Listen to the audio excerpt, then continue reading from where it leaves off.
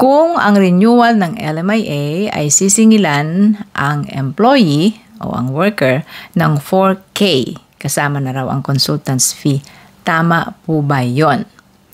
And the answer is hindi. Hindi po tama na singilin sa aplikante o sa worker ang LMIA fee.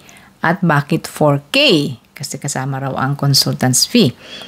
Ayon po sa rule dito sa Canada, the cost associated with finding and hiring a new employee will be paid for by the company or the employer, not by the candidate and not by the third party or the recruiter. So, ang cost ay sagot ng employer.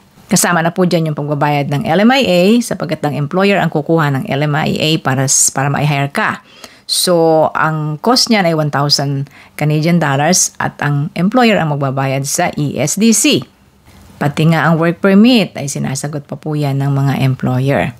Kung mag-hire man ang employer ng kanyang recruiter or consultant, sagot pa rin ngayon at hindi dapat ipasa sa isang aplikante. Mali po ang ganon. Now, it's up to you to decide kung susunod ka sa sinasabi ng employer mong ganyan or ipapaliwanag mo sa kanya na alam mo ang kalakaran sa Canada. Yan ang ating kasagutan. Si Ate Menchie ito. Thank you for watching.